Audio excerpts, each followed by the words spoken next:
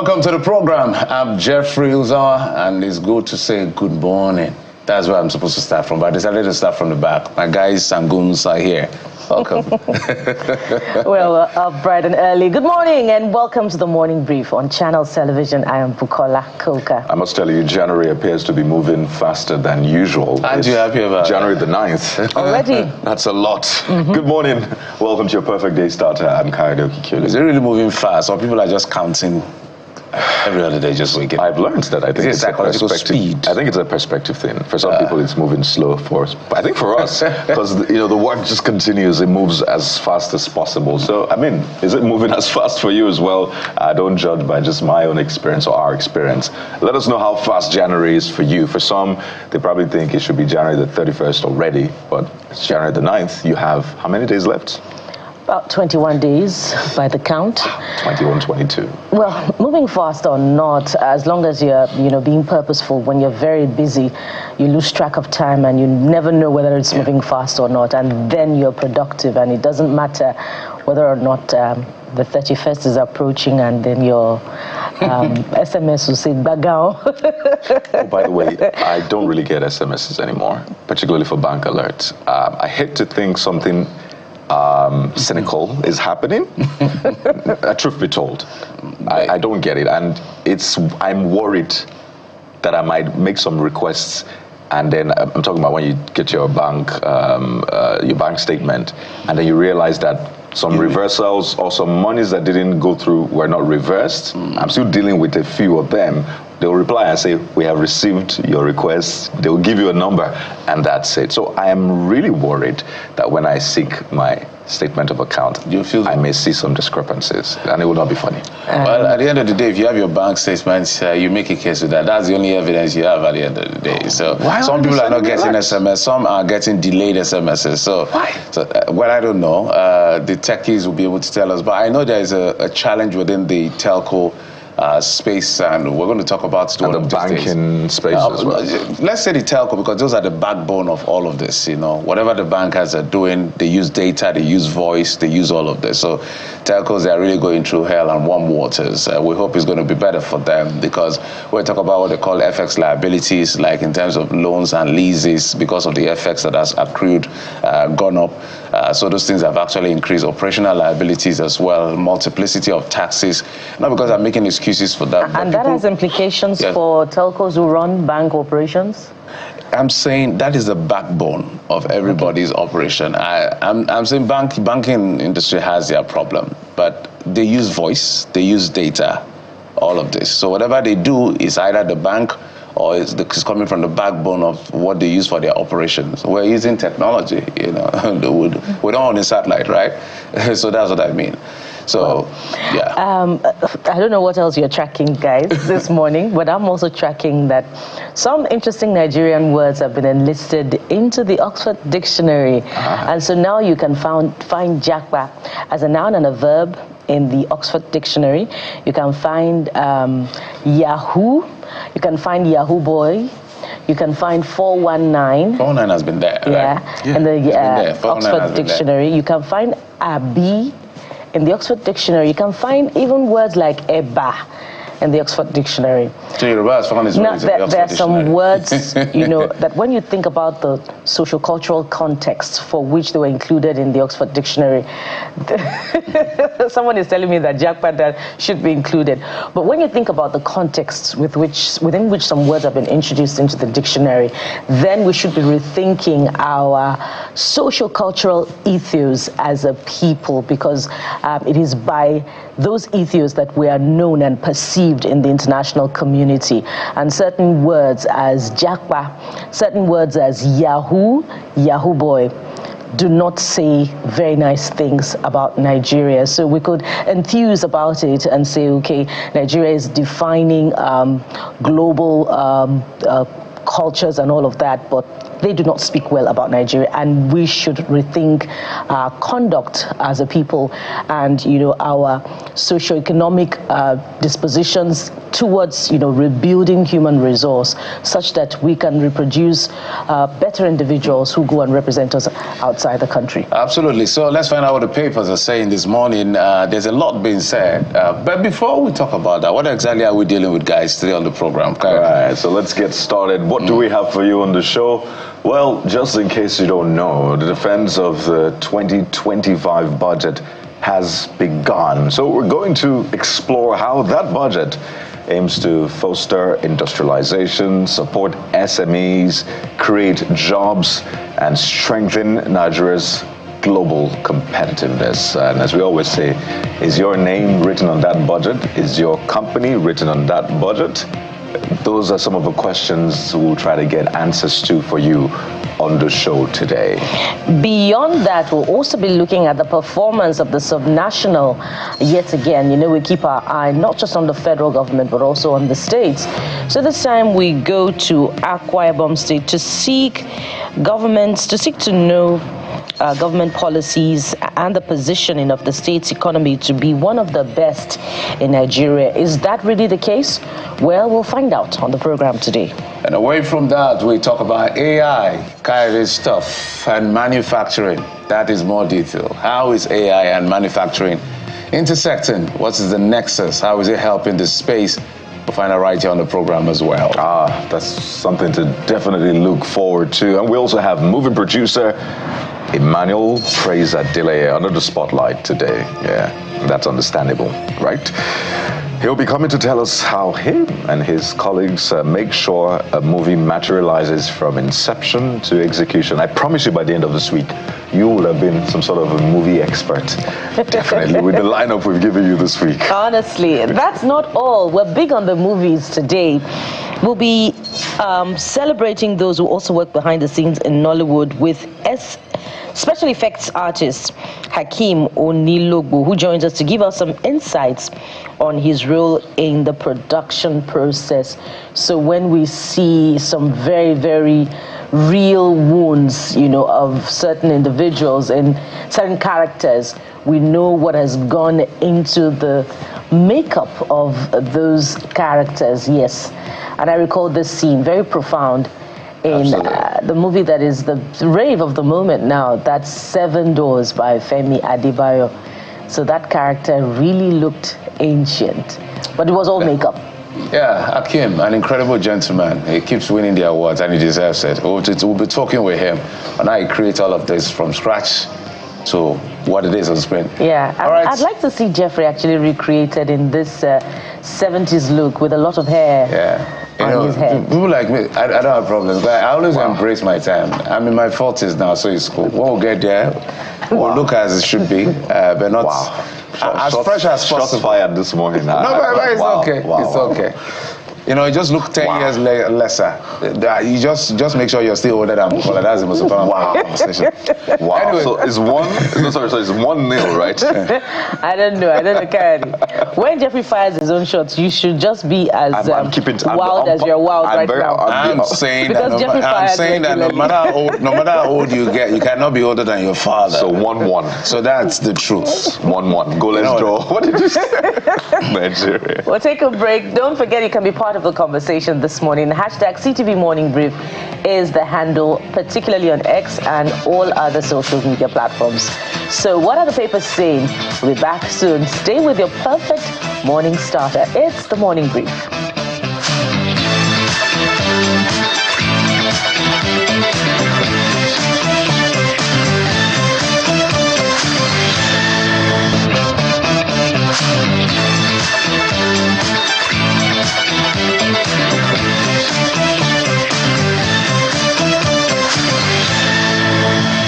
All right, let's find out what the dailies are saying, and we'll start with the Blueprint newspaper on the front page.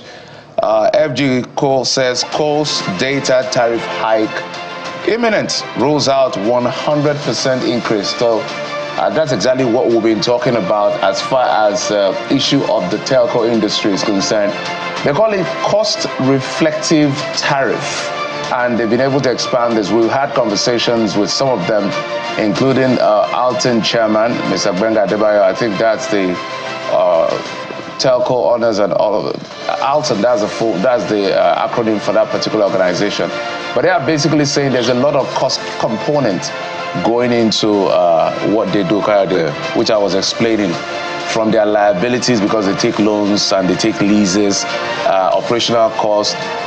They even pay for what they call affluent fee, more like when you use your generator, the smoke that comes from the generator, they are wondering why are we paying, others are not paying. So they feel like when states and local governments want to drive IGR, they are the first port of call because everybody feels they make money. But if you look at companies like I think MTN and others, you see that year on year, some of their aspiration in terms of financial target have actually been eroded because of all of these things. So, but because of the importance and the intersection of telecommunications industry, from security, national security, to commerce to economy, to even political stability in terms of election management, they're saying the bond is too much. So what the FG perhaps is saying that I think it is time that tariff will increase, but 100% federal government may not allow them to go that far. So let's be prepared. Get ready for tariff increase on all your telecommunications subscriptions, either it's data or voice calls or SMSs. Tariffs are set to increase. But Jeffrey, more importantly, what should be matched with tariff increase is service delivery, and which is lacking a great deal. Either it's connectivity in terms of internet service, or even voice calls, talk about drop calls, talk about data service, eternally buffering when you have to carry out important tasks. All those issues should be addressed as well. They are saying they want to avoid a situation where it will become like the national grid that collapses every UK market day. So that some hours, they say if they don't do something quickly to attract the level of investment and all of that, it may get to the point, you remember Mr. Benga told us here, it may get to a point where sometimes of the day, you may not be able to have network, and you know what that means for anybody. But at the end of the day, I agree with you, should be fair. If you're increasing anything, match it up with the quality of your service. Absolutely. Let's go to the next paper this morning, which would be Guardian, and it has an interesting story that borders on health, particularly reproductive health. So take a look at this headline. Anxiety as execution of FG's free cesarean section initiative stalls. The writers will provide more insight, data of potential beneficiaries, facilities, stall planning, rollout, initiative to cost FG between 200,000 and 300,000 naira per delivery. Pregnant women, care workers unaware of modalities. My question, are they even aware of this free cesarean section initiative? NARD's Lord Initiative urge inclusion of private medical facilities. Now, this speaks a whole lot to awareness levels in terms of the federal government's health policies. The other day, we were having a conversation with the Commissioner for, I believe, Health in Anambra State, and he was listing the items included in the National Health Insurance Service, for which, if many were aware, perhaps they would not be doing a lot of out-of-pocket spending on that aspect of their health. So it speaks to the very limited coverage of the NHIS, which many more Nigerians should enlist on, such that they can benefit from this service. So are you aware that there's even a potential free cesarean section initiative? This morning, The Guardian gives you details. You may want to go into the inside pages to read more on this. Yeah, there are other sub within that Guardian. They're interesting. I was just looking at all of the other stories there. Which one catches your eye? Bauchi government budget 400 million to procure 6 computers for SSG's office.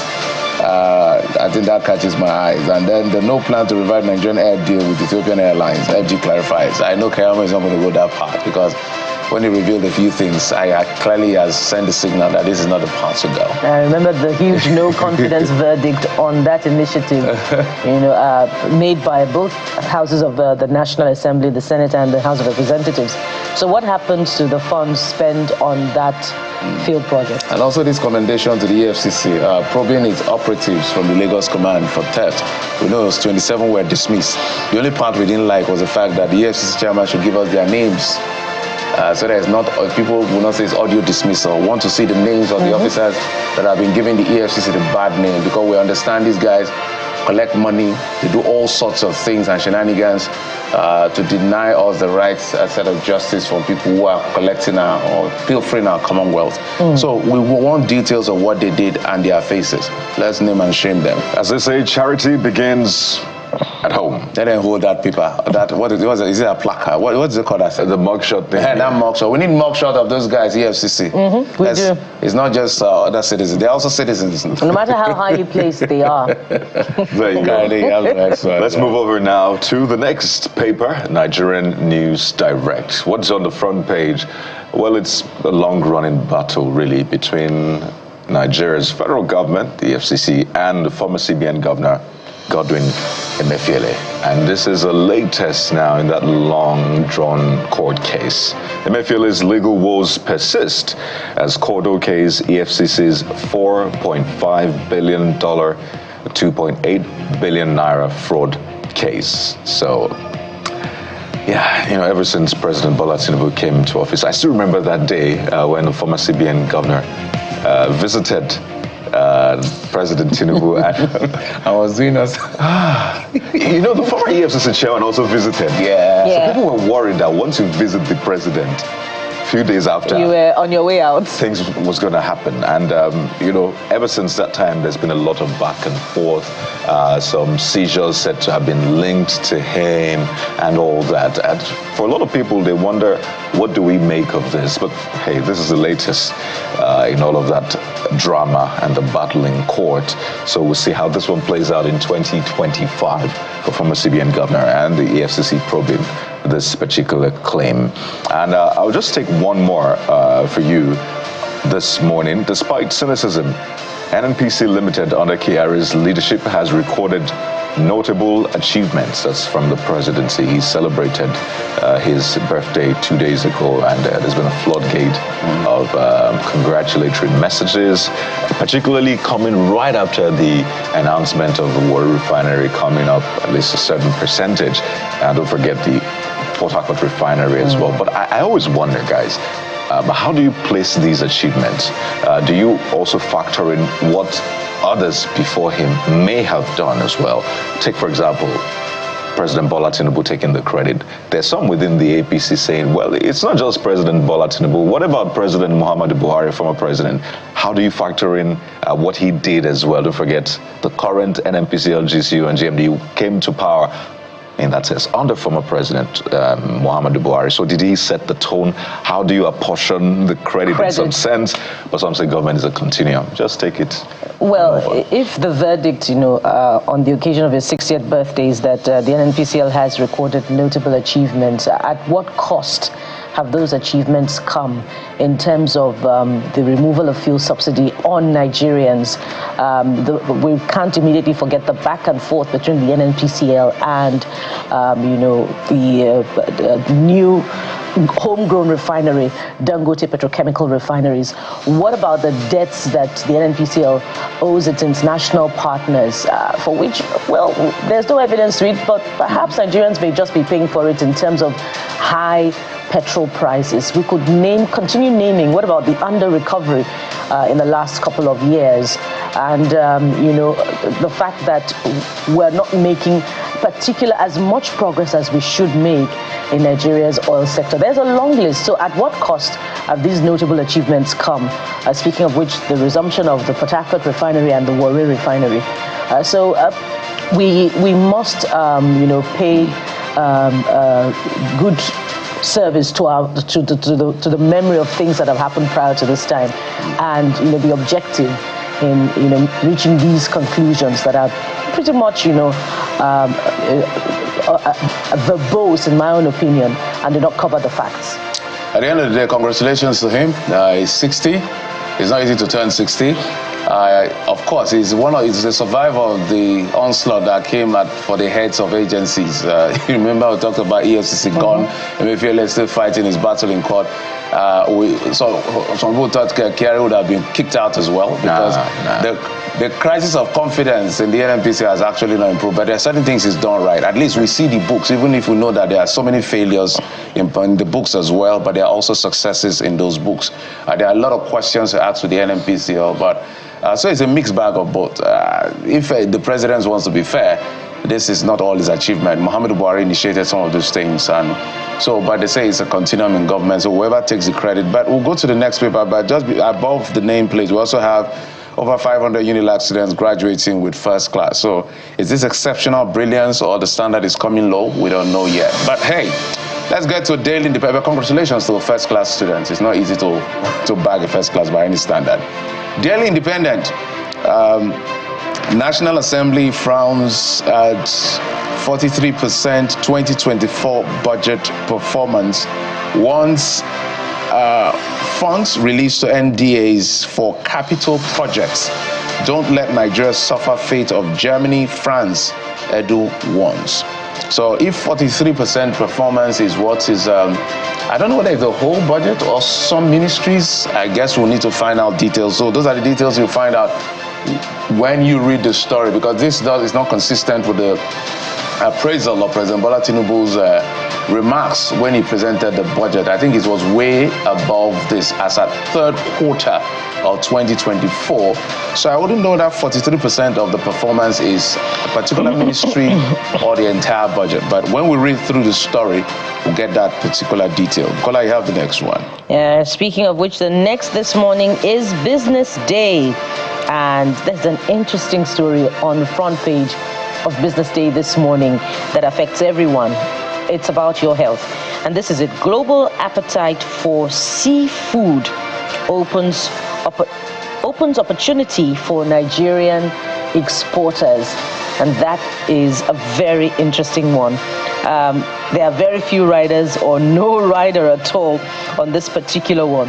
But Nigerians are huge on their seafood, on their catfish, on their dry fish for the preparation of many, many different types of soups that are becoming, some form of market for Nigerian cuisine and culture on the international community. So where are the exporters in that space? Because when we look at, what exportation contributes to Nigeria's GDP and all of that, it's still very minimal.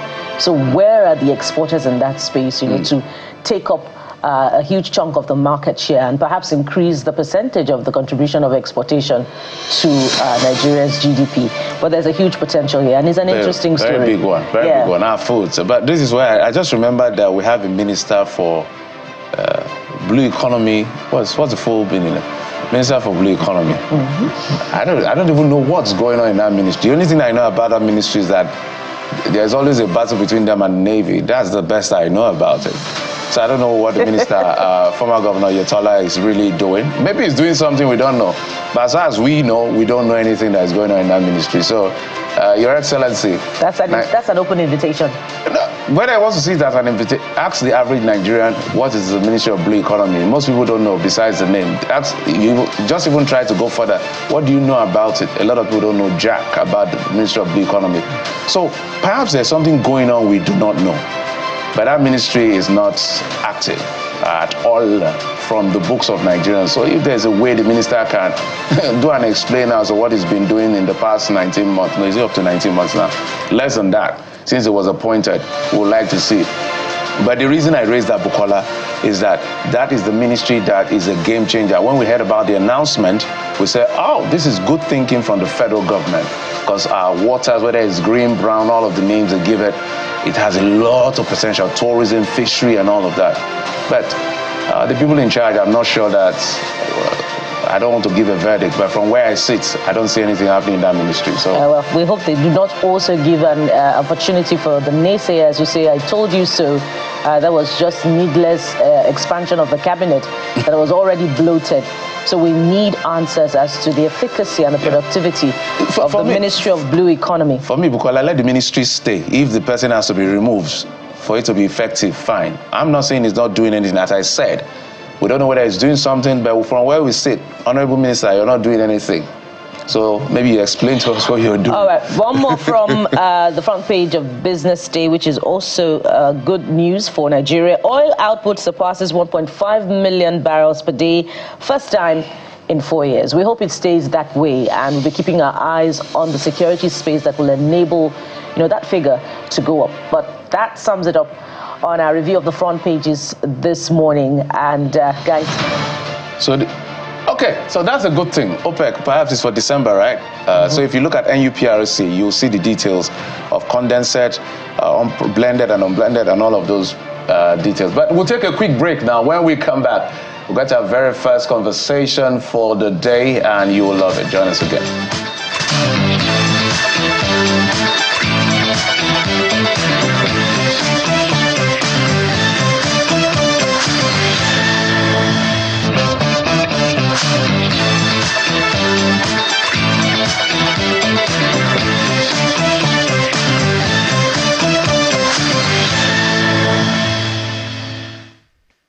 Talk about the economy with a focus on the budget. I mean, Nigeria's budget drives the economy, and there's no gainsaying that paying a lot of attention to it means that at least you have a handle on the economy, or at least what the economy would look like. The indices don't look too good, really. Talking inflation, and just talking inflation alone, you can imagine the ripple effect on other aspects of the economy. So this morning, let's see how we can drive economic growth through diversification, industrialization, particularly with this 2025 budget. We're joined by a professor of economics. The specialization actually is on macroeconomics, labor development economics. Professor Abiodun Folawewo is our guest on the program today. He's the Dean, Faculty of Economics and Management Sciences, University of Ibadan. Also joining us is the co-founder and lead partner at Blue Line and Associates Limited, Mr. Johnson Olugbenro. Gentlemen, good morning and welcome to the Morning Brief. Good morning. I'll naturally begin with you, Prof. And maybe we'll just do some sort of look back at where we're coming from, right? And you could hear the National Assembly, for example, raising concerns, one about a low implementation of a 2024 capital budget, revealing that the 2024 budget only achieved 43% performance overall, recurrent expenditure at 100% and capital expenditure at 25%. So if that's where we're coming from first, is that also responsible for some of the indices we saw last year that didn't go quite the way this government planned? And by the way, that set even more ambitious targets for this year. But I'd like us to start from there, looking at where we're coming from, Prof. Right. Thank you. Good morning again. Let me begin by saying that, it doesn't matter how laudable your project may be, your budget may be. If your public financial management system is weak, which we refer to as PFM, if your PFM system is weak, then you are not likely to get any result. And this has been happening over the years. When you have a budget presented, now there is a difference between approved budget. Then you also have what we call allocation, that is what you actually released. And that is what the National Assembly is referring to. If you budgeted for something, and what is the percentage of that amount is released? And of course, apart from the released budget, we also have utilization. What is the utilization rate? Now, if all these three are not well synchronized, you are not going to have a good performance for your budget, and that has been happening over the years, and that is what the fear of the National Assembly. Fine, you can have a budget of 5 billion for infrastructure development, 4 trillion for infrastructure development. How much of that is going to be released at the end of the day? And even apart from being released, how much of the released budget is going to be utilized? And if you have very large variation in your budgeted, between your budgeted, release and utilization, then you are not going to have, your expectations are not going to be met. And that is what the fear the National Assembly is expressing. And of course, if that happens, you are going to have a situation that the budget will not be reflective in the society. And I think so. What this is speaking to is that we need to do more in the area of PFM. That is what we should work out. We should watch out for. Thank you. So let's look at what we could glean from the potential planned investment in the non-oil space, from piggyback from some of the milestones that we reportedly achieved in 2024. The Immigration Service reported surpassing its target by a very huge percentage. For instance, the solid mineral sector, for which the 2025 budget plans to invest a huge amount, and its contribution to national GDP for last year, I believe, was 0.5%. So what are the strategic investments needed for the steel development and solid mineral sector to grow? Which areas do the federal government need to concentrate on? And besides that, at that meeting with Mr. President and the governors just at the beginning of the year, just some days ago, Mr. President stated categorically that governors are the ones that will drive development. So beyond what the federal government has budgeted for this Ministry of, solid minerals sector, what role also do the governors need to play in driving this sector such that it can contribute more than what it is currently contributing, like the independence days when it was actually driving the manufacturing sector? Prof, that's for you. Okay, thank you. Well, you agree with me that when we are looking at the drivers of economic growth, yes, federal government has a big role to play, that's no doubt. But then, when you come to the state level, now, let me give you a very simple example. When you talk of infrastructure development, you talk of roads, rail, and the rest. Now, when you move across the country, you have those roads that are designated as federal roads, and then you have the state road. You have even local government roads. It doesn't matter how much money the federal government is pumping into infrastructure development. If the states are not playing their own crucial part, then you are not going to have that meaningful development. And that is why what the president was speaking to is partially right.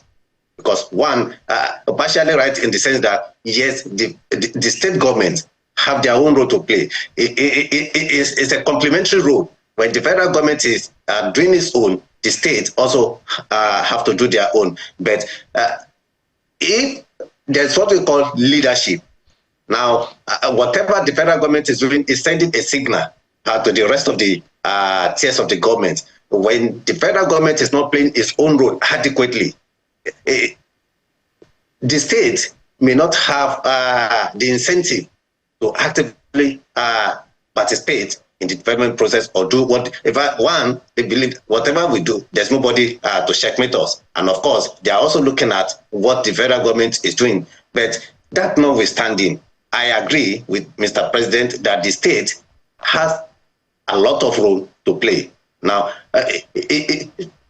that is about infrastructure. When you look at education, now, apart from the federal institution and the rest, the primary education rests majorly on the state. So if the states are not playing their crucial role in that aspect, it doesn't matter the amount of money that federal government is spending on education, you will not see that effect as we hope to see. So I think it is high time for the states to wake up, to wake up to their responsibility. Now, wake up to their responsibility in every sense. Now, from 2023, when we have this devaluation of currency, and then you have subsidy removal, a lot of money has been going to the state. Now, if you move around the state, you hardly see the effect of this money. Now, you hardly see the effect of this money. So I think, again, this speaks to PFM at the state level. So who are those people monitoring state spending? Who are those people monitoring the state spending? Yeah. The state governors, who are they accountable to? So I think all these things need to be balanced. So the state needs to wake up to their responsibility, because, as I said, development role of government is complementary, right from the federal to the state and to the local government level. And that is why, let me quickly say this, many of the state governors they don't like this, the autonomy of the local government. This is where the third tier also comes in, the local government. The local government, when you move within the city, there are several projects that are supposed to be done by the local government are left undone, because they are, the role of the local governments have been taken over by the state, and they are not doing it effectively. So in sum, the president is right. Why the federal government is doing its own to push the development to where we want it to be, the state needs to do more from what they are doing now. Yeah, Mr. Lubero, same question to you. What are your reflections? Combined, both ministries, steel development and solid minerals, they drive the manufacturing sector. They're getting about 60 billion naira from the 2025 budget. What areas of infrastructure should be put in place in those sectors? And what is the role that the subnationals have to play in their own states in order to drive this sector? And perhaps you want to list those mineral resources that should be developed. Sorry, can you repeat your question again? Same question to you about the allocation to the solid minerals and steel sectors in the 2025 budget. Combined, they're getting about 60 billion naira. So how far can this go to put in place infrastructure required to drive it, because they drive the manufacturing sector? And what roles can subnationals play? And maybe you are going to help us by listing those mineral resources that should be tapped by the state governors. All right. Thank you very much. Good morning, everyone, for having me. Of course, in a way, we are quite happy, because this is the direction that some of us have been agitating for the government to follow. And like you rightly said, it's a welcome idea, the increased allocation to solid minerals and infrastructure in general. If you look at the 2025 budget, of course, it hasn't hit the recommended threshold, but notwithstanding, it is a gradual departure from what we have seen in the past. In terms of solid minerals, of course, you note all states don't have the same mineral resources. So in terms of what the subnationals need to do, and I believe that every state now need to go back to their drawing board. And it's high time that our governors, it's high time they come to that realization that, come on, the era of just going to Abuja to take federal allocation, that won't help them much. For you to develop your state, and make it enviable, and we can see a few states that have done that have done one or two things. Particularly last year, you want to look at maybe Oyo and a few other states. Every state governor has to go back to the drawing board and look at what resources do we have at disposal, and then see how can we develop it and make and increase our IGR from what we have. Infrastructure, like you rightly said. So it's funny that recurrent expenditure, we achieved 100%, in fact over 100% in terms of allocation. Meanwhile, the capex, which should be the real driver of the economy, we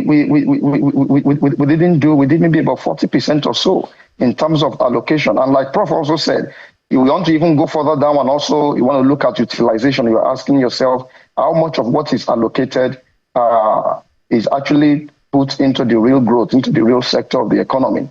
And the governors have a lot to play, because once the money leaves the hand of the federal government, the governors are now largely responsible. So every governor has to go back to the drawing board and look at, because every state has their own competitive advantages. So each state has to look at, okay, what is our own competitive advantage and how can we leverage on that? For some states, they probably just need to even, develop things like tourism, which is not necessarily solid mineral, right? Just look at the natural resources that you have within your state that you can leverage on. And if you look at countries like the United States, for instance, that is how each state kind of survived. The governors have to put on their thinking cap in this new year.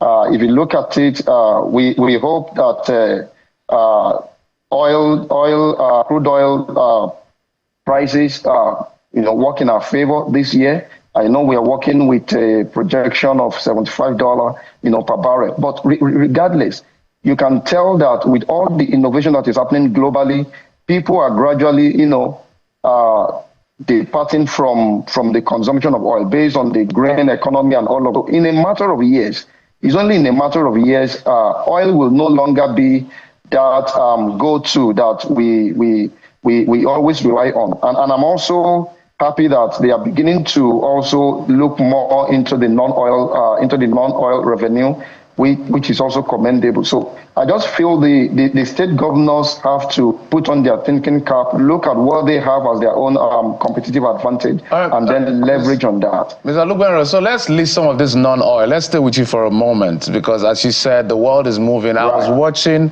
I think, a Berlin business dialogue roundtable, I think in Germany, and even Saudi Arabia was at that table. And I was just intrigued to see that Saudi Arabia is talking the future beyond oil. We're talking about their sovereign investment funds and all of those things. Do you see the level of, are you seeing urgency for countries like Nigeria? They are highly dependent on crude oil and its associates for our FX, for instance. We don't have enough driving local economy in terms of consumption. That's why we're high import dependent. And when you talk about exporting, oil takes about almost 80%. What level of urgency do we need to see to reposition this economy beyond talk and rhetorics and just talk? We just need to harness our resources. I believe that the greatest exports that Nigeria has to the world, if you ask me, is not even oil and should not even be oil anymore, not in 2025, is our people. Nigeria has one of the brightest minds anywhere in the world. Look at how our people are, delivering. There is no country that you will go to that you will not see Nigerians, making us proud, even though we have other Nigerians who are doing otherwise. But, by and large, in almost every sector of the economy. So if we can even just leverage on that, right? And we look at what do we have. For instance, in terms of IT, IT is a leveling playing ground has provided a leveling playing ground, for everybody. You look at what a few Nigerians have done, with IT, with little resources, with little power and all of that. Just imagine if we then channel more resources there and say, what, I want to encourage, tech entrepreneurs. Just help them. I can tell you, Nigeria can take over the world just by tech alone. There is so much that we can do with tech, right? If we harness what we have. If you look at what we are doing with little, if government puts in more resources into that area, for instance, you see, we will get a whole lot more done. And Nigeria, if you look at countries like India, this is exactly what they did, and they are still doing. You look at India, for instance, they literally take over the world, in IT. So Nigeria also has that potential. It's one of the areas that, if you look at our doctor, there is nothing stopping us. We've seen medical doctors who will leave the shores of this country and then go and come up with innovations, innovation in science and technology. And they are Nigerians. It's the same brain that they have. The only reason they are not doing it from home is because the environment is not conducive for them. If we encourage them and government create a more conducive environment for brilliant minds, and we are telling them that, you know what, you don't need to go to America, you need to go to Europe, you don't need to go to Asia, just stay in Nigeria, we will support you, we will encourage you to grow. There is nothing stopping us from, if you look at healthcare also. We also have to go back to India. Look at what they have done with their health sector. Are you telling me that we don't have brilliant doctors in Nigeria? I still believe that some of the most brilliant doctors that you have in the world, they are Nigerians. You look at the kind of surgery that they are doing with torchlight, with torchlight in those federal medical centers, with torchlight and very little equipment. Some of them very old and outdated equipment. If you look at the kind of results that they are still getting, just imagine when they now have access, to modern equipment and all of that.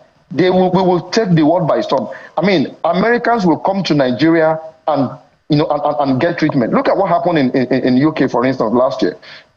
You now saw a development where some Nigerians who are residents in the UK are now coming back home to come and take treatment. I don't know whether you guys, I'm sure you guys heard it, because they will tell you, okay, the queue, if you want to wait for insurance, the queue is long, and sometimes we don't even get that one-on-one quality attention. We are spoiled in Nigeria, and sometimes you don't know that your country is good sometimes until you travel. You now see people coming back to Nigeria that, if I do this thing in Nigeria, number one, is cheaper. Number two, I will get it done quicker and faster. Right. So it's just some of the example. If we focus on some of this area, you will discover that, in fact, oil can even come as low as 20% from the current 80%, over 80% that it is. And then we have a lot that we can reward. We just need to harness our resources. Well, it's a very interesting situation, but that's why you have people in government to be able to put on their thinking caps, engage the right people, and ensure that we find the appropriate solutions to these challenges. I don't think it's the time to just fold our arms or raise them up and say, well, we tried our best. We need to keep innovating. And I'll go to Prof and ask you, if you've seen that sort of drive from this government, innovative drive, such that we deal with these challenges with new solutions. We have other countries to learn from, either the best way to do it or how not to do it. And, the minister said something quite significant yesterday when the National Assembly was asking why we were not able to meet, the performance target for the budget. And he said, well, the time to spend the money we do not have is not now. And he points to the revenue challenge. This budget will be funded as well by borrowing. This government hopes to raise 34 trillion naira from revenues, but about 15.8 trillion naira would be borrowed. So in terms of revenue as well, how do we begin to think differently to ensure that we're raising revenue without harming businesses? Because we've raised questions about, for example, the telcos saying they are burdened by lots of taxes and this is impinging on their service delivery when they are not able to increase tariffs. So how does government innovatively tackle that, Prof? Thank you once again. Well, in terms of how government can boost revenue generation without affecting businesses, well, the first thing I think the government needs to do is to find a way of how do we expand the economy. When you expand the economy, and then a lot of economic activities come up, it means you are able to broaden your tax base. You are able to broaden your tax base. Now, with the current situation, it is difficult for government to raise revenue without hurting businesses, because the only way you can raise enough revenue is to tax the existing business. Of course, they are already overtaxed, but then you just have to go back to them. So the only way to boost revenue without tampering with businesses is, let's create an environment that will allow businesses to grow. Your SMEs, they are there some of them are actually folding up. Now, if you have, if the economy is expanding, a lot of economic activities will be generated. And of course, once that happens, it becomes so easy for government to raise revenue without hurting the existing businesses. So how do you do that? How do you do that? Again, it comes back to what is the provision for infrastructure development. Right. Government, I always say this, government has no business in saying that I want to generate, to boost employment. Employment in what area? What you need to do is create conducive environment for businesses to thrive. Now, and there are a lot of ways to look at it. Look at the exchange rate. Now, the margin of the exchange rate window, which happened when the government came to power, has done a lot of damages to businesses, because majority of our manufacturing outfit, they need to import their raw materials. Now, it becomes so difficult for them to source for foreign to get these materials. Now, you need to go back to your central bank, which will come up with a policy that will create leeway for businesses to be able to have access to finance, to fund their businesses, so that at the end of the day, if you want to get generators, but one will come first. What comes first is, let's have a boost in the economic activities. Want to do that, directly or indirectly, your revenue will show up, right, and then you'll not be able to hurt the existing business. That is one way to go. So let us find a way of creating all right, bro, conducive environment for businesses, for economy to expand. That's well, I think that should be a no-brainer, but we'll see how this government is able to handle that, because that's really vital to the success of the economy. But we have to thank you so much. We've been speaking with Professor Abiodun Folawiwo, Professor of Economics, specializing in macroeconomics, labor, and development economics, as well as Mr. Johnson Olugbero, co-founder and lead partner at Blue Line and Associates Limited. Thank you for your time, gentlemen. Thank you for having me. We'll still bring you the side of the subnationals, because they're meant to drive this growth, right? Just before that, what is trending? That's in a few seconds. Stay with us right here in the morning.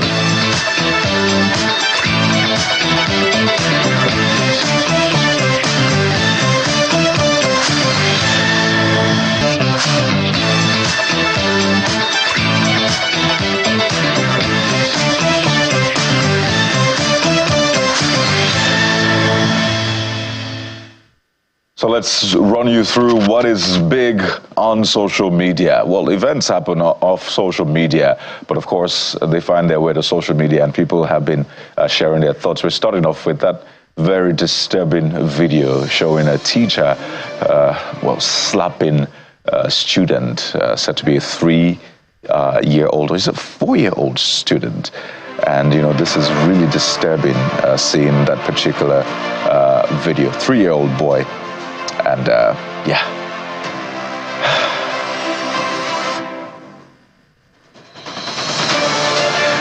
So there you go. This particular video is said to have emanated from a school in the Ikorodu area of Lagos State. And this video you're seeing now is that teacher being arrested, and of course this case has been taken up by the Lagos State Domestic and Sexual Violence Agency and the Nigerian police as well. Another video emerged showing the lady making statements that that's my son. So we're not sure if she's saying that just in the sense that, well, I see this child as my son, or indeed that's her son. But this is a story we're certainly following for you to bring you all of the details. We're reaching out to the police and the authorities in charge of that case. But it is really disturbing, and people have been speaking about this. We begin with Sylvester's thoughts on that video, saying it's a good one for the Lagos State government. The woman needs to be jailed, this user says. How on earth can one do this to a minor? Says this can kill the self-esteem of a child, and the proprietor of the school needs to be arrested. This user thinks for lack of supervision. And there are questions raised about people who were there at that time, the person recording the video as well. The next statement is from Fire. Also an ex saying that the state government should review the learning curriculum of these children, because what business does a 3-year-old have writing numbers? I think at this stage, he should be doing recitals of nursery rhymes only. And this is also another point I hope we do not miss in all of this conversation.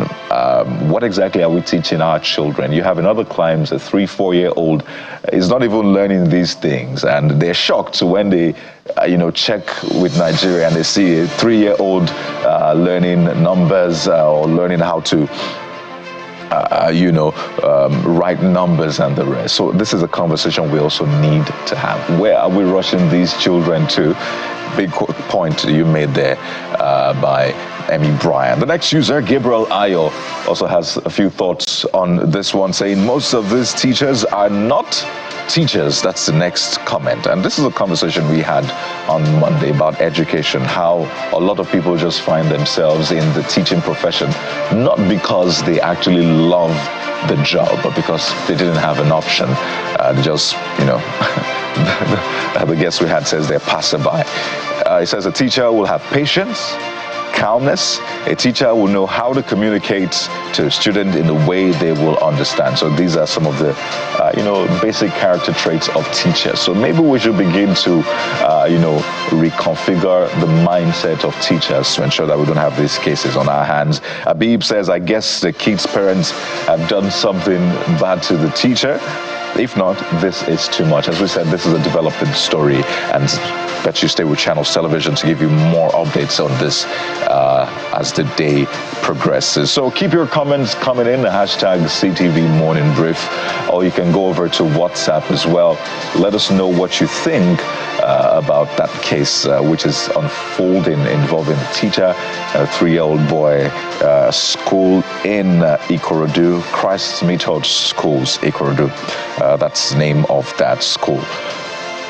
So while we just chew on that and see how this one unfolds, let's move on to the story of the group CEO of NNPC Limited. It also concerns education, but a different kind of education. And this is what Mr. Mele Kyari said. He says, I grew from Almajiri School to become NNPC Limited GCEO. And that is a tweet that he put up in celebration of his 60th birthday, saying, I'm grateful to my country for giving me the opportunity to grow from an Almajiri, that's Sengaya school pupil, to become the CEO of Africa's largest energy company. And this is beautiful. In fact, he mentioned former President Muhammadu Buhari and, of course, the current president for allowing him to serve. But the point here is his trajectory.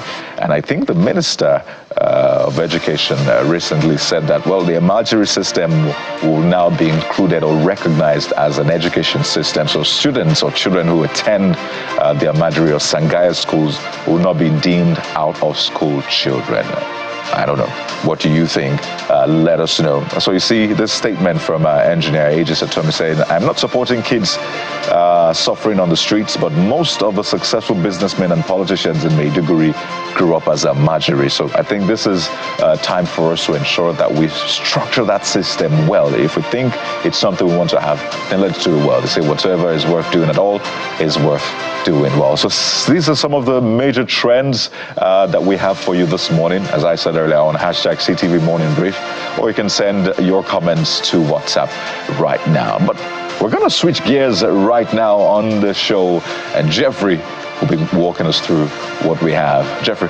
Yeah, absolutely. So it's quite interesting. Commendation to see that an Almajiri evolved to become the GCEO of NNPC, which is our biggest cash cow, which is why we're always a Mele Kyari, because if he sneezes, we want to know why he's sneezing. That's why he has a thick skin. Yeah, perhaps he should have a thick skin. And that's why we must invest more in our Almajiri, such that we take them off of the streets and put them into schools. Who knows, we may also be investing in the next president of the Federal Republic of Nigeria.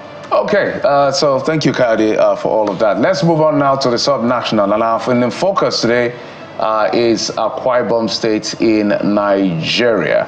And joining us on the program is the Commissioner for Information and Orientation, Mr. Memabong. Mr. Memabong, thank you so much for coming on the program. Good morning. Thank you. Glad to be here. All right, let me begin with the big question. A lot now questions are going to the sub-nationals because we know that last sharing of FAC allocation came to about 1.7 trillion, record high numbers.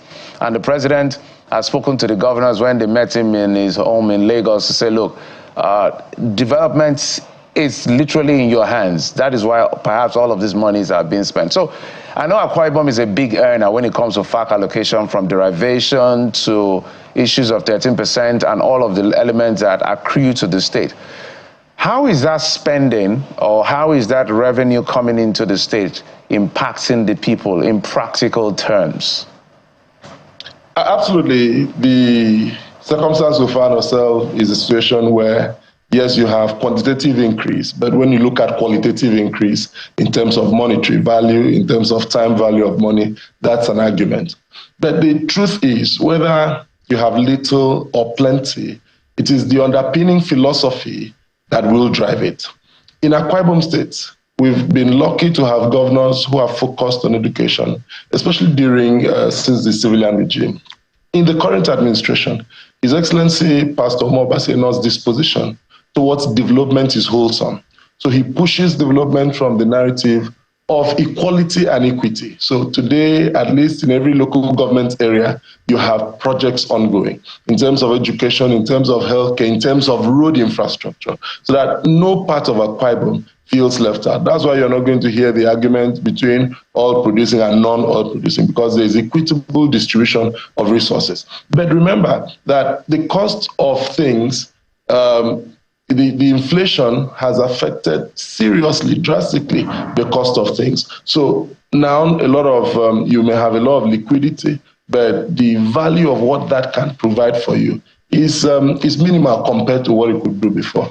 But again, that is where financial engineering comes in. What's the priority at the moment, and what determines who gets what? So for example, as we speak, model schools, model primary schools, where students would have to sit in classes and have Google Classrooms, would have tabs, would have classrooms that are interconnected, so that it's not just the physical classroom. They can also have benchmark with other colleagues of theirs, and we're making those partnerships available. When you look at the road infrastructure that we're doing, His Excellency is ensuring that every single part of the state has a bite. And in other parts, for example, in a local government area where access to water is very difficult, what he did is to do a water recirculation and treatment plant, because going down deep, it was difficult, but we had to change structure, and today those communities have. So that's why you're having relative peace in almost every local government in Akwa Ibom. So it's not just the availability of resources, quantitative resources, huge amount of resources. It's also the application of these resources.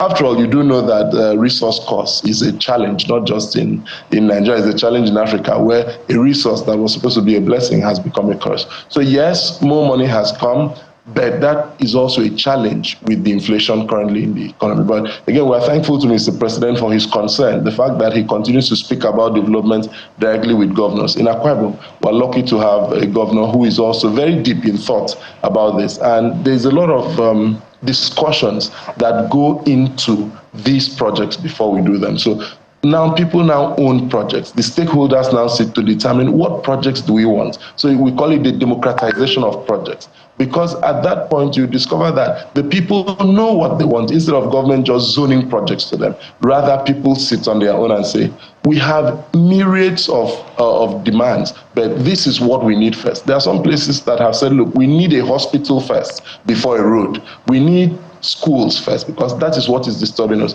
Some others have said, look, we need roads. And so all of these have been taken into account. All right. You know what they say about government being a continuum, and if we pig it back on the administration of former Governor Umoeno, who made quite some strides in industrialization. Talk about the coconut manufacturing plants. We could recall his investments on a metering company in Akwa Ibom State, just to mention a few of his industrialization strides. What would you say has been the policy drive of this succeeding administration in sustaining that industrialization drive and its impact on the local economy in Akwa Ibom? So what has happened is that His Excellency, the current governor, who was a commissioner in the last administration of former Governor Odom Emmanuel, has ensured that there is a linkage between the things that were done then and the things that are being done now. And he's adding value to the things that are being done. So we take the coconut refinery, for example. What we are doing now is the calibration of the equipment and to ensure that the products meet standards. So we're doing calibration of equipment and registration of the output so that they can get to global markets. What is he also doing? He's also encouraging. So, for example, the plantations that had been cultivated in the last administration, he's still funding them to ensure that those plantations can fruit so that they can become a feedstock. Beyond that, he's also looking at the investment perspective, to ensuring the sustainability of the factory. Going beyond that, when you look at Ibom Air, which clearly is a lasting legacy of the last administration, under this administration, new aircrafts have been received, CRJ, 2 more CRJ have been received, Airbus has been received, and he's even gone further to consolidate, physically attending meetings with Airbus to show the concern and consistency of the administration, like you mentioned, that government is a continuum. Even the pilots who are training in the Airbus Flight Academy in Europe, he met with them physically and told them, gentlemen, we are still committed to the course of your training and we are waiting to receive you. In terms of even road infrastructure, in terms of agriculture, you would see a clear continuum between what the last administration did and what this administration has done. But when you go to issues like metering, we're going to have a power summit in the first quarter of this year. We're planning that already.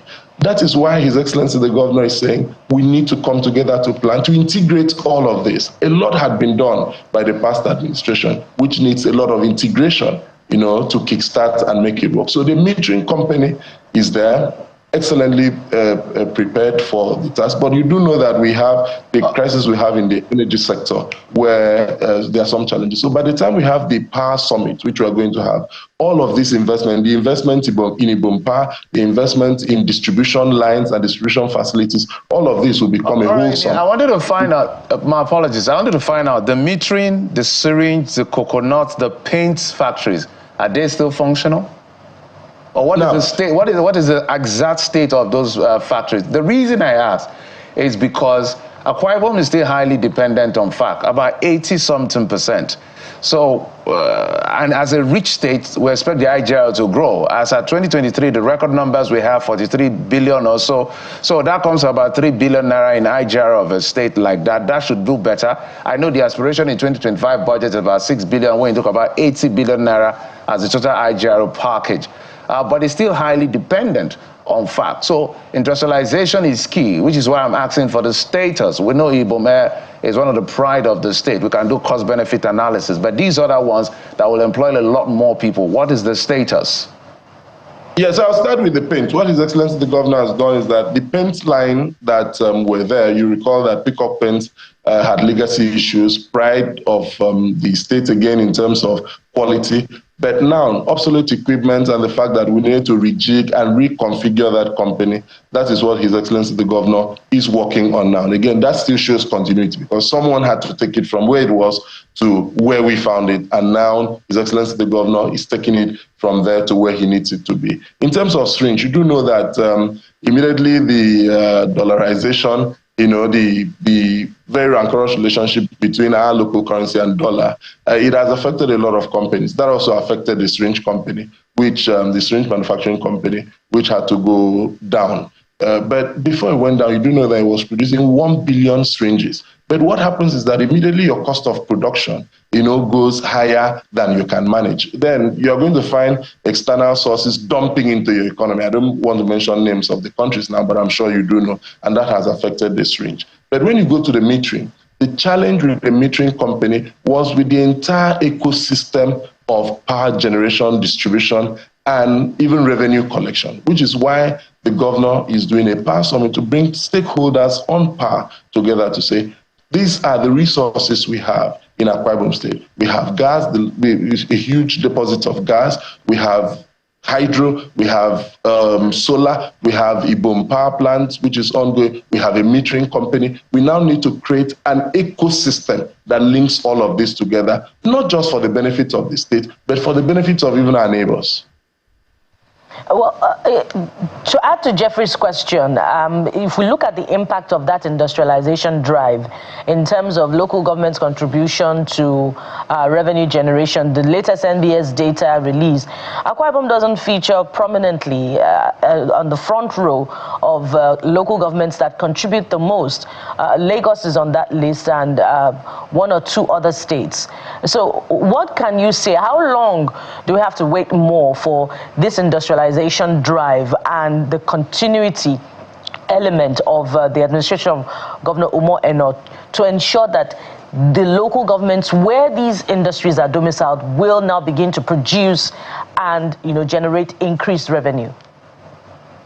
Well, like you do know that Rome wasn't built in a day, but it was built every day. I like the fact that you're asking how much longer we need to wait. But that's why the current local government system, the chairman who are there, the governor had to go through with them his RISE agenda and also see how to tailor their projects to suit with the existing realities. You do know that the issues of policy inconsistency is a challenge in as the way people want to do what bears their name, what gets to their credit. But the governor has said, we run a government, and the purpose of government is to the benefit of our people. And therefore, it doesn't matter who gets credit. And government and governance should even be about those who get credit. It should be about our people feeling good and taking the benefits of government. Right. So the current local government system, the chairman and vice chairman have undergone training, and they are now asked to drop. That's why most of them had to do their budgets, and that is where the supervisory role of the Ministry of Government comes in, to ensure that they are linked. Just land on your thoughts in 10 seconds so that I just ask the last question. Yeah, so that there are linkages between what the state government had done, what the state government is doing, and what the local governments are doing, so that it can become a whole, so that we do not have and patches that would look like different colors on a coat. All right, Mr. Ememobong, the last question. What is going on with the Ibom deep sea port? That is, perhaps for me, the biggest game changer. I know there are so many red tapes when it comes to deep sea port. What is the government doing to make sure that in the lifetime of this administration, that happens?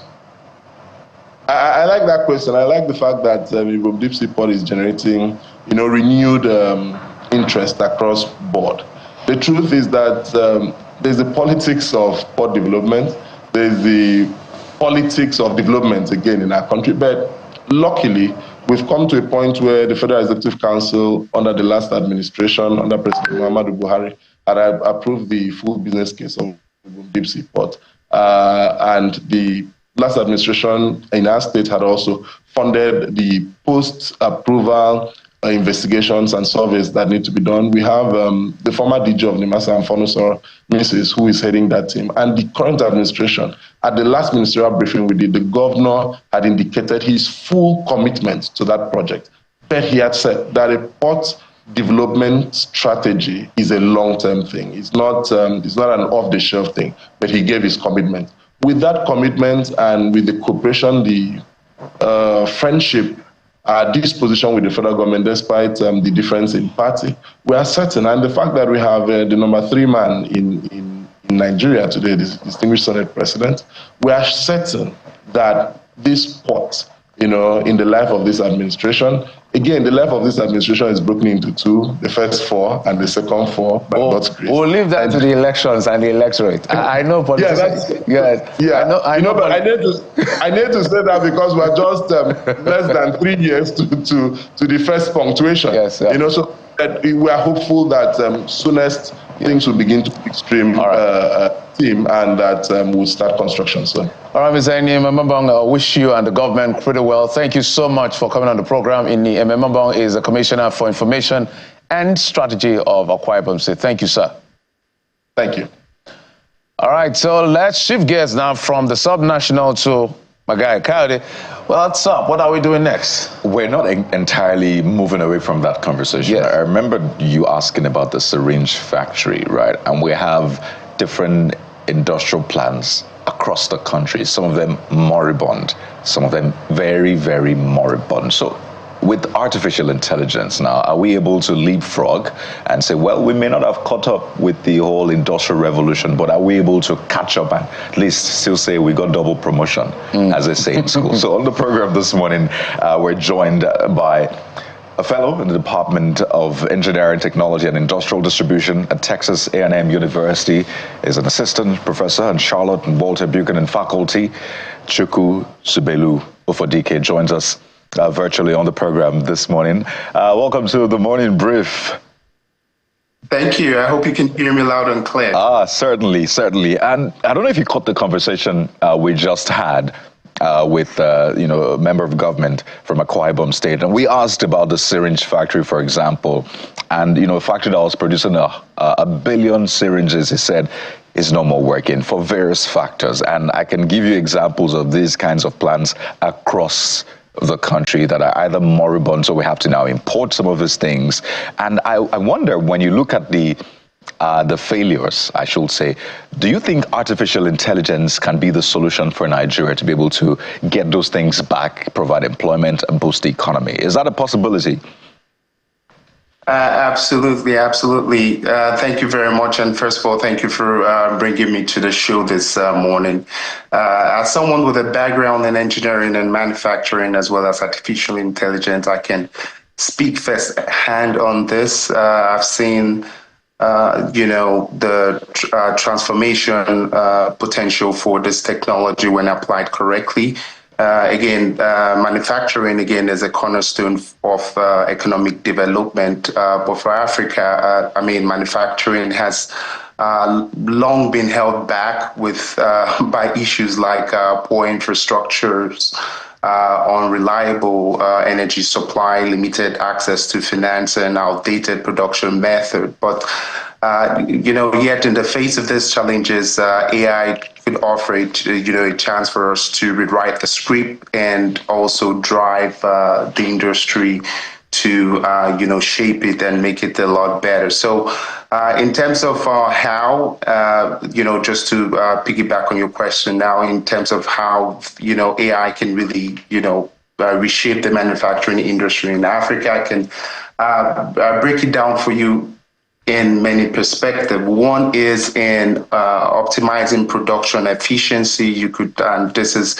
one of the most obvious benefits of artificial intelligence. It's the ability to make manufacturing processes more efficient. For example, through predictive analytics, we could look at we could analyze data from machines, predict when breakdown will happen, and all these are called predictive maintenance. We could use that artificial intelligence to do that, and we could also use it to reduce waste and improve quality. So the AI technology can help us to reduce waste in manufacturing by improving quality control. For instance, we have the computer vision system powered by AI, which can predict and detect defect in product faster and more accurately than humans.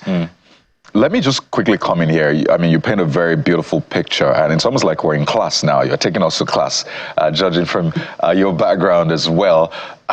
Maybe what we can also do is help people see what is happening in other climes, right? And realize that, wait a minute, if it's being done there, then we can do it here. So how is the world practically now changing how manufacturing is done? I was going to ask, how can a bread manufacturer, for example, use AI? Because I had a conversation with someone a few days ago and I asked, are you looking at how AI can help? And the person goes, AI?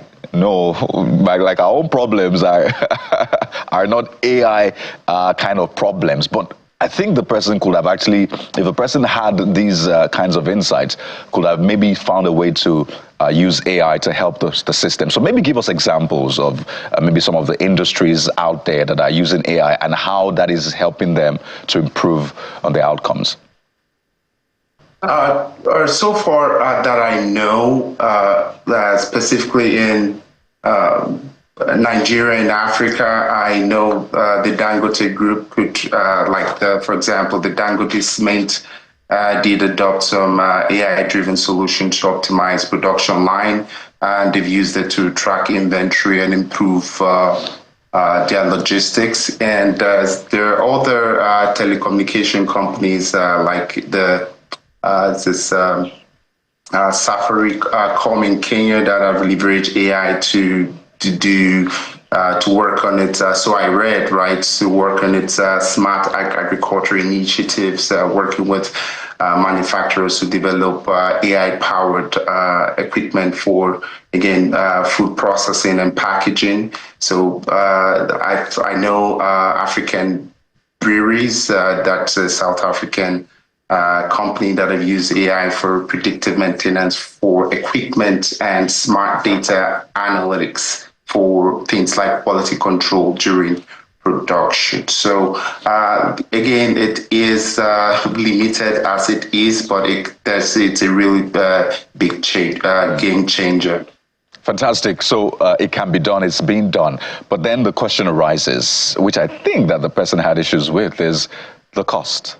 Right. So this person is still struggling to pay salaries, trying to buy diesel or petrol, as the case may be, trying to buy raw materials, which are quite expensive now. And then you tell the person, hey, you can use AI. And I imagine if he put it out as a vote to the workers, do we get this AI system on board and maybe cut down your salaries, or just keep paying your salaries as it is and leave the AI out? They will certainly vote for getting salaries. So in terms of costs, is it really affordable? Beyond the buzzword, everybody wants to jump on AI. How affordable is it? I sense you might say in the long run it will be, but how are people able to afford it right now with its current costs implications? Well, we're trying to use machines to do something humans cannot. Well, what humans can do it, but do it faster, right? So hopefully that in turn would cut costs. The whole idea is to use this technology to cut costs. Now, if your question is relating to how small businesses can adopt this technology when resources are limited, it's a very important question, because small businesses are the backbone, in this case for Africa's economy, and they make up, of course, 80% of the continent's enterprises, yet many of these businesses would do struggle to adopt advanced technologies like AI due to limited resources, like you just mentioned. However, small businesses could, don't need the massive budget to get started with AI, and there are just some ways they can leverage resources and work with this technology. For example, AI doesn't have to mean large-scale automation from day one. Small businesses can start by just addressing specific pain point. For instance, local bakery, for instance, could use AI to predict, let's say, demand patterns, ensuring that they bake the right amount of bread each day and reduce waste, right? And, there are also affordable tools like Google AI Auto ML that are out there, which disallows small businesses to build custom AI models with minimal expertise. So, for instance, if you're small e-commerce, for example, small e-commerce platforms can leverage, let's say, AI chatbots like the HubSpot or the ChatGTP, for example, to handle customer inquiry and efficiently. And these are all AI technology, and they could really leverage that. So they don't need to have that that large amount of funds to get started with the technology as it is. So you can start small and then maybe scale up depending on how it works for you. Fantastic. So 2 points I want us to touch on as we wind down. So this means then we have to sort of go all the way back and ensure that for schools are able to inculcate AI into the curriculum properly. So it's taken for granted that whoever is seeking a job already has understanding and it's not just trying to learn on the job. So in terms of curriculum, but curriculum will not happen in isolation. It depends on how government is driving this with policies across board. I know Nigeria has an AI collective. The ministry is driving this. We have, civil society as well. Even the schools, higher institutions. I know of one at least that is in that body. So let's talk about government's policy, which will then trickle down. First, how would you rate Nigeria's AI policy, the AI climate? Is it friendly? Is it such that it's going to foster that kind of takeoff or otherwise? So you can rate it on a scale of 1 to 10. I'll stay out of the rating. The reason why I'm not too in touch with the present system in Nigeria, but I can tell you that government and international organizations are increasingly supporting this technology and adopting this technology for small businesses.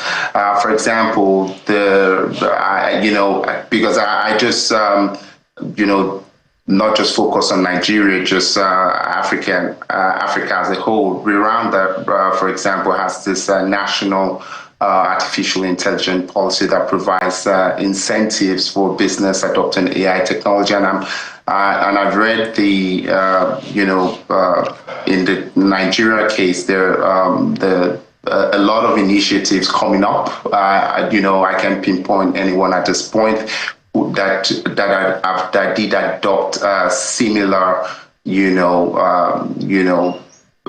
policies to provide incentives for businesses to adopting AI technology. So it's a great NGOs are springing up here and there, like I think that the African Union Development Agency, which offers grants and resources for tech-enabled initiatives and technologies. Fantastic. So the future is bright. Certainly, this is something we have to leverage on beyond the buzzword. But just one more thing. It's cliche now, people wondering, would AI take my job? But I think it's been said that it's the person who knows how to use AI well that will take your job eventually, or at least would dominate in that field. But what does 2025 look like for AI? Maybe we can do a prediction. What does it look like? Some think that this is a buzz that will fade away. Some say it's been here with us already. What's all this buzz about suddenly? So 2025, if you could give a prediction, what would it look like maybe for Africa and the world at large? Artificial intelligence is not going anywhere. It's here to stay. It's a simulation of human intelligence in machines that are designed to think, designed to learn, designed to make decisions, and it allows systems to not just process vast amounts of data, recognize patterns, and perform tasks that are typically would require, more power if a human was doing the same. So again, it's here to stay. It's going to help us do things faster, better, and it's only going to get better with a lot of systems that are springing up. It's only machines are coming, and there's no doubt about that. I'm sure you saw the Tesla bots and everything. So it's only going to get better. It's only going to get. We're only going to see machine learning, which is artificial intelligence, which is a subset of artificial intelligence. Make the world a better, more predictive, place. It'll be interesting to see some of these driverless cabs in Nigeria. I wonder what the ride-hailing drivers will do when this happens, because that's a major provider of employment. But we have to thank you so much. We've been speaking with Professor Chukwuzubelu Ufodike, fellow in the Department of Engineering, Technology, and Industrial Distribution at Texas A&M University, joining us from Texas, USA. Thank you for staying up, because I know it must be really tough right now, and wish you the very best. Thank you so much. I appreciate your time. Thank you. Well, There you have it. You as a manufacturer can use AI to predict your demand trend, know when it's time to fix your machine, and so much more. So let's dive right in. You're welcome. We'll take a moment now. When we return, the Morning Brief continues with a very important conversation. Just stay with us.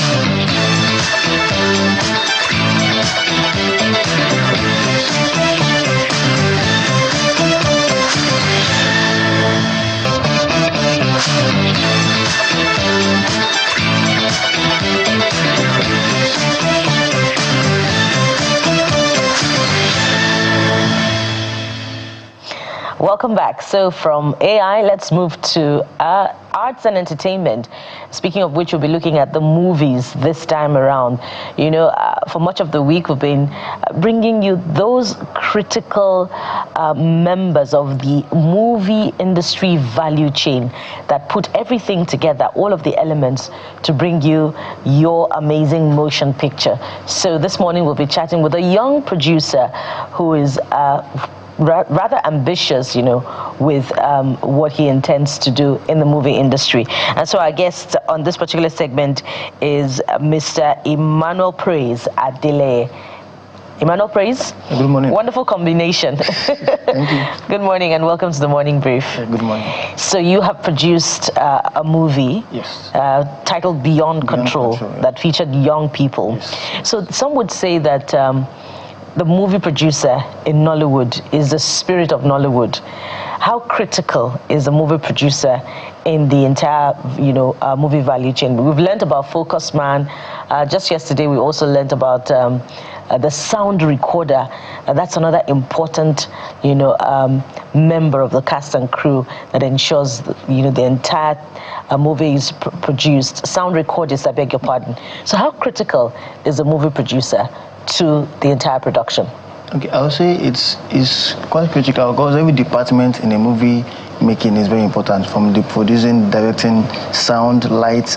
So all aspects are very, very important. Then the criticality of the importance of the producer to the light is that as a producer, you have to oversee every department and make sure everything is intact and you get the best of each section by working hand in hand as a teamwork with the sound, light, and all to get a perfect production of a movie.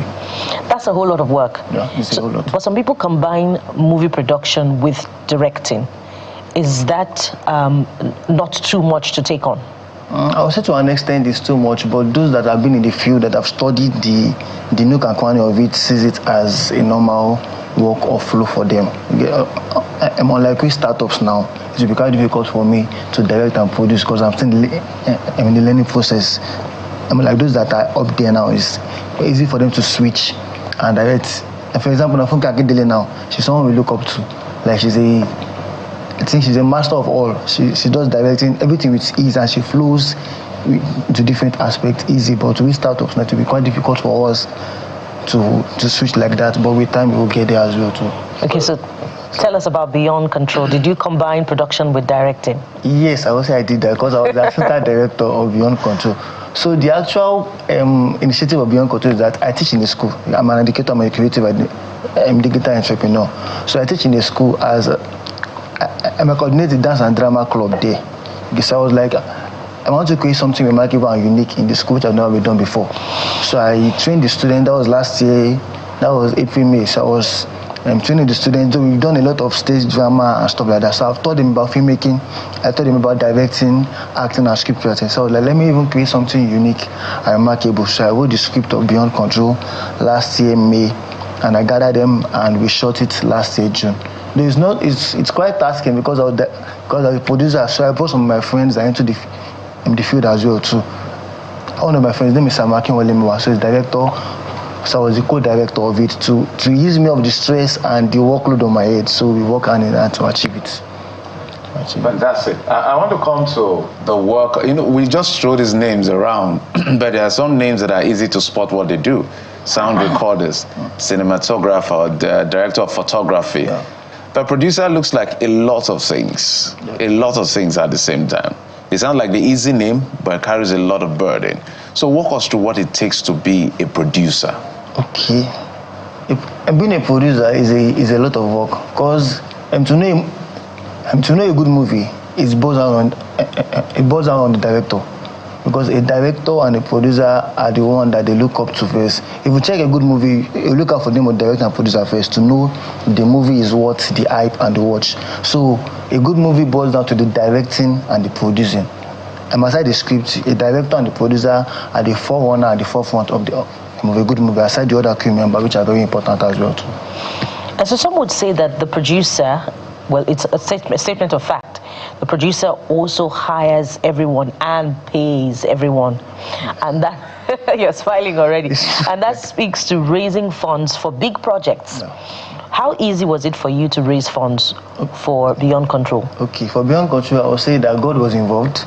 It was quite easy for me because I had a lot of support from friends and uncles that supported the vision, and which have known me for a while. That art has been part of my life from way back secondary school. I've been a writer since my GSS2. I think I wrote my first novel then, and some of my friends saw it and they were buying it.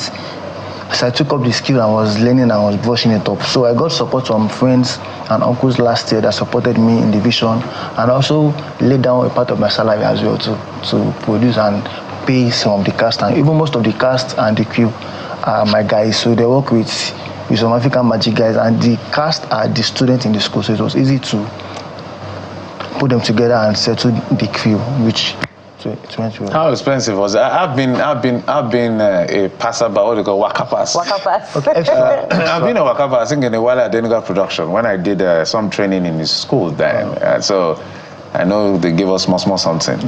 So how small something.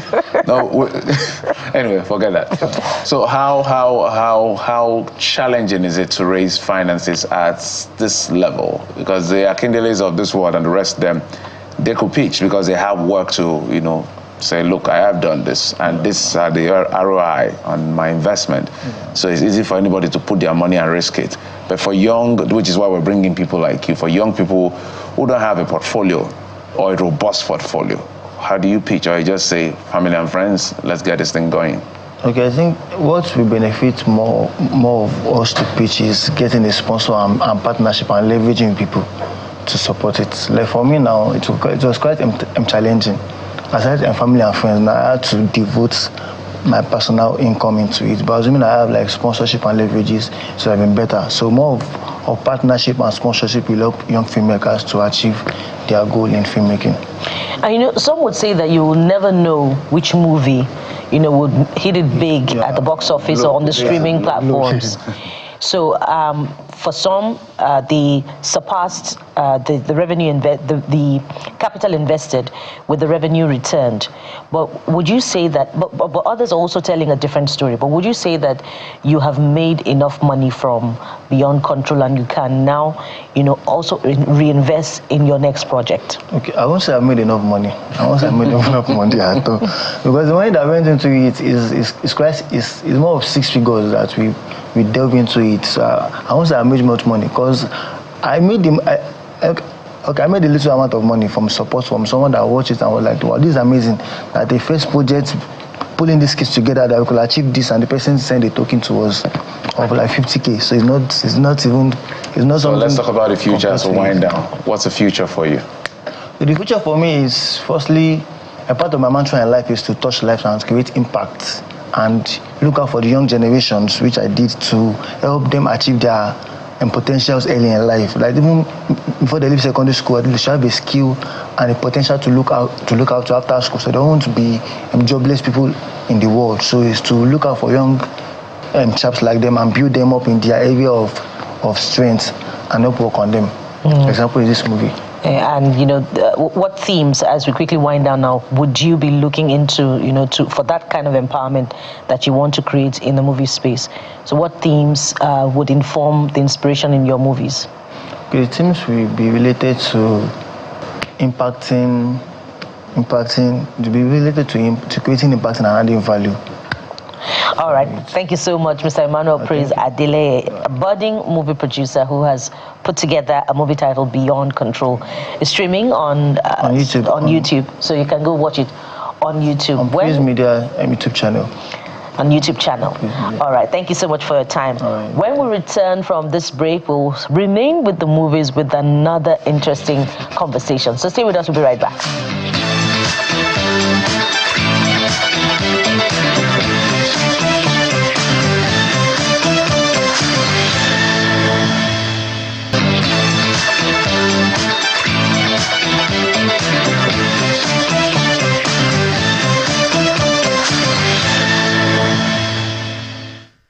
Special effects just change the way you interact with movies. They bring the characters to life, whether the movie's trying to depict a scene of violence, trying to get that emotion of you.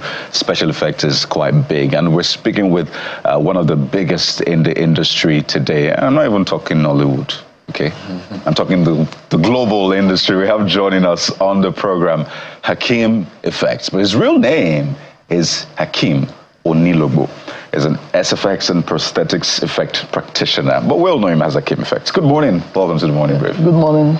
You look very gentle, but your work doesn't look gentle. How does that happen? Is that how you get the inspiration from a calm place? My normal life is I'm an introvert. Yeah, but when I get on set, so you just switch. Yes, switch. Yeah. I mean, a lot of people have been seeing your work, but I think 7 Doors took it to another level, right? So walk us through what we're looking right now on the screen. You transformed him into how old now? Like 157. Yeah. How did you come up with that? What was the process to achieving this? Because I think it's one of the most striking images that I saw last year. Femi Adebayo is a perfectionist, is a detail director and a filmmaker. So he told me that, Hakeem, how are we going to achieve someone, he doesn't want to change the character. So he wanted to use the same person, Kola JME. So he wanted him to be transformed from his normal age to the 157 or so. So, and I told him that my work is to, I don't have any other work I'm doing than to be creative about, and there is a saying that whatever worth doing well. Yeah. So that's it. You're a man of few words. Yes. What I'm thinking about, your work has spoken so well of you, like Hakeem Effect. We've seen you win AMVCA. So when we see your name, we're like, oh, if I'm in your category, I'm like, okay, if I win this, then I'm lucky. Because you're always killing it for every movie. Do you have time to just be you? And because I feel like you're in high demand. Is that the posture? Is my characterization right? Yes, you're very right. So, everyone loves a good thing. You want sauce and all of that thing to be in your soup. So, and Hakeem Effects International is the right man. Yes. So they call me the right man for the job. Yeah. So I'm. You're a busy man. Yes, so your 2025 is already booked, I guess. Very booked till December. Yeah. Really? So maybe we can consider being your PA. But talk to us about how your mind works. How were you able to envision, how Kola Jemi would look as a 157-year-old man? And that's not just, what amazed us in 7 Doors. We could also look at the accident scenes that were so real. The logs of wood falling over, hitting someone, who was on a bike, and it looked so real. Even the car accident scene as well. That's a VFX. Honestly, they were amazing. So how does your mind work? How are you able to envision it and bring it to life? Yeah, it's because it wasn't my intention to be a special effect makeup artist. So I think I'm being chosen. Yeah, it's beyond my reasoning and imagination. So, and anything that I lay my hands on, so I think I don't know how it works. So anything I just lay my hands on, even if I've not done anything before and they ask me, can you do this? I just say, okay, let me think about it, and the inspiration is going to come out, I'm going to achieve it. So you have seen it in your mind first before you're able to recreate it? Yes. So for someone watching you now and they're thinking, I'd also want to be a special effects makeup artist, what does it take? What does it entail, to become an Hakeem SFX? Yeah, you have to be creative. The talent has to be there. So the reason why mine is different from others is because I have the talent. It's my calling. So that's why you've been seeing Hakeem Effect. My talent is from the dream, not the usual having a mentor, going to school. So it's from the dream. So I'm being taught, taking me through the process. And when I woke, I was thinking, who is this? Who is this man coming to teach me?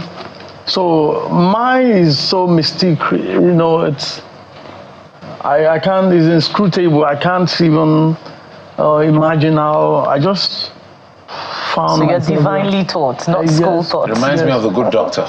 Yeah. Kairi, I'm interested in that point you just made. And I've heard a lot of people say, for example, a tailor says, never went to learn tailoring. I just had a dream. Someone said, pick up the scissors, this is how you cut. And the person woke up and started making clothes. Till today, the person is quite vague and never attended, tailoring school. So how does that experience work for you? Do you get those inspirations or those encounters for every job? Or does it just come once in a while? And have you ever been able to sit down and say, who is this person talking to me? Is this an angel or something else? How does it work? The encounter happened some years back, like 2004. So, yeah, I was a painter. So, like an artist, a painter. So, I lost a lot of things to traveling out of the country then. So, and I'm not preaching the gospel here. So God works in diverse ways.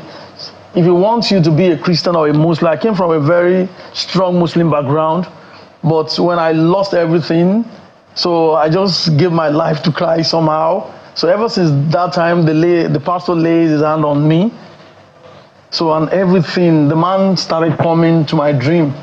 So that's the beginning. But after that, it's not coming again. But if I'm going to do something, they will tell me, if you move from here to that place, I put something there. That's what you're going to use. And that's how it's been happening. Amazing. So I'm imagining, let's talk about, is it a Susu? Yes. That character, right? That character. So the reason I raised the question of a Susu, I don't know what Femi told you, or what you this is what he eventually gave to Femi, or is it Femi that told? You understand where my question is going? Because Femi will tell you, this is what I want. Yes. And this is what you now created. Is it exactly what he wanted, or it was beyond what he imagined? Because that's a Susu, for instance. Yeah, that's a Susu. Yes, he told me, after reading the script, so he told me there's a character called a Susu. So, and he knows something about me, that at times, if the congregation of directors and the top or crew member, they were deliberating on how the look is going to look. So Femi would tell them, don't create a look for Hakeem. So there's a lot of argument. This is what, no, you say, don't create something for Hakeem. Hakeem, go there, give me what you have. So after the argument for like 2-3 hours, so I just come up with my thing that, okay, this is what I wanted to do. And he asked me to go and do it, I do it. So this is it. So immediately I made it. Everybody started clapping that, yes, I told you, this is a Susu. Even the costume. So Hakeem, FM told me that, Hakeem, go and create the costume. Wow. Yes, in every character, any character that I created for him, he would tell me, go and create the costume that matches the character. So you're always either on the road, on location, but basically working, and 2025 will even be busier. How do you then manage personal life? Do you take family to location, or do you have a way to balance it? And how is your family handling this? And when I say family, maybe your parents, siblings, and then your own immediate family as well. Yeah, the most important thing is my immediate family.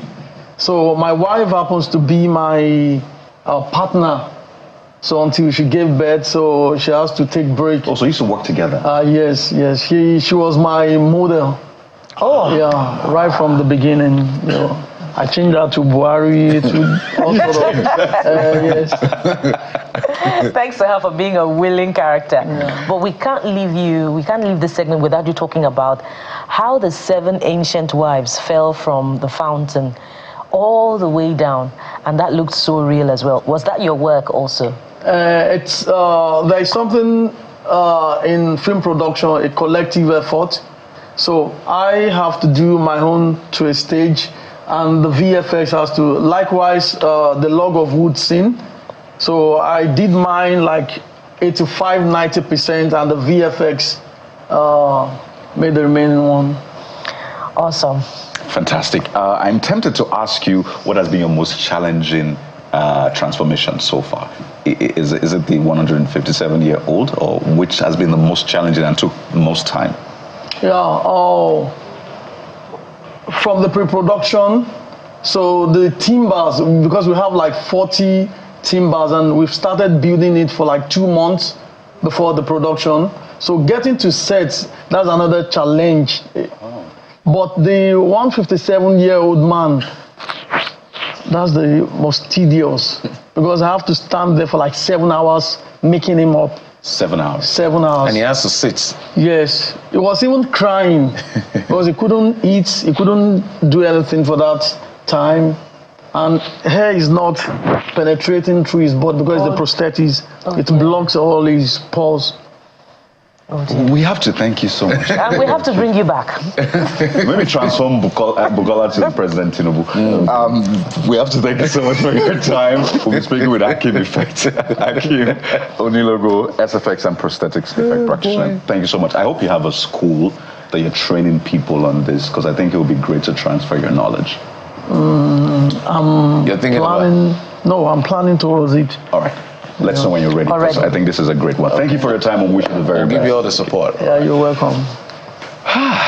So there you go. Okay, so we're expecting the transformation of Bukola by Hakeem Effect to President Bola Tinubu, maybe. That's just an aside. Thank you for watching. I'm Jeffrey Uzoma. Bye-bye. Wherever you are, make sure you're making your own contribution to transforming society. I'm Bukola Koka. You can be anyone, right? You can be anyone. Have a great day. Sunrise Daily is next. I'm Kayode Okikulu. Goodbye.